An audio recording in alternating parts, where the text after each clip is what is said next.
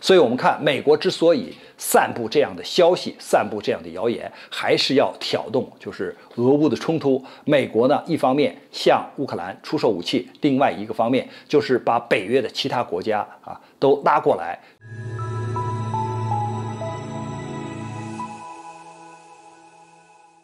网友朋友大家好，我是曹卫东。那么今天我们聊一聊就是美国散布一些传言，说我们通过卫星侦察发现俄罗斯往它的俄乌边境上大量的调兵，很有可能在明年的年初就要对乌克兰发动大规模的这种入侵，而且呢，不但把兵员装备就比如说坦克呀、装甲车呀、火炮这些武器装备说的摆在哪些地方，进攻的路线都选好了，一共3条你看顿巴斯还有哪儿这个都说出来了。那么美国为什么在这个时候要渲染俄罗斯要对乌克兰进行这种大面积的兵力部署就在它的周边，或者是时间，包括它的进攻的路线都选择好了？为什么要散布这样的消息呢？是不是真的俄罗斯在明年年初就要进攻乌克兰呢？其实并非如此，因为我们看到事实上呢，是乌克兰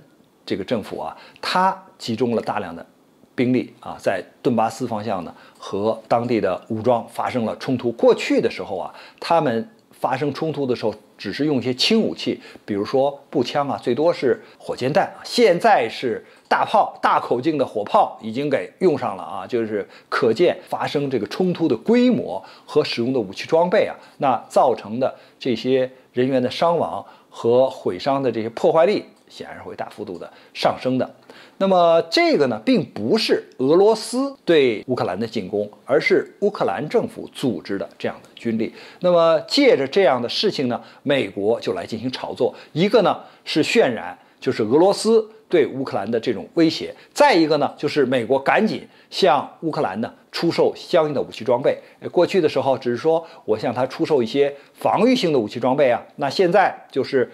更多的武器装备，比如说像毒刺这样的防空导弹，或者是大口径的火炮，或者是其他的这些导弹，已经开始更多的要准备向乌克兰进行投放。那么美国之所以要渲染这样的情况，或者渲染这样的消息，一个是要得到北约其他国家也要和美国步调一致，对乌克兰进行相关的支持。那么对乌克兰相关的支持以后呢，就会产生乌克兰与俄罗斯的矛盾加深，就会使这2个国家在发生军事冲突的时候，概率上升。而这正是北约和美国希望看到的。你看，当乌克兰要加入北约的时候，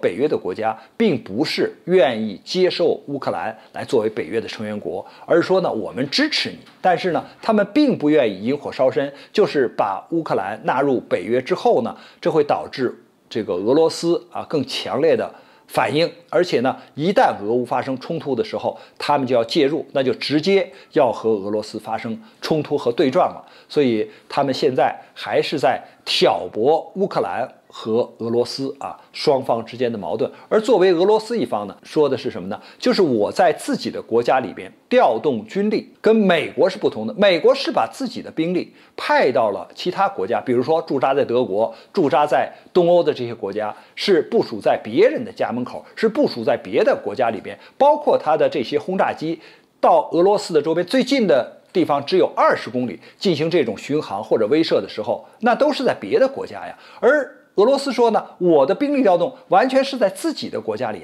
这怎么能说我在自己的国家里的调动都要受人家的管制，都要看人家的眼色，而且就说我是要进攻乌克兰呢？所以我们看，美国之所以散布这样的消息，散布这样的谣言，还是要挑动就是俄乌的冲突。美国呢，一方面向乌克兰出售武器，另外一个方面就是把北约的其他国家都拉过来。这样的话呢，使北约东扩的步伐更快。关于这个话题呢，我们今天就聊到这儿，感谢大家收看本栏目，我们下期节目再见。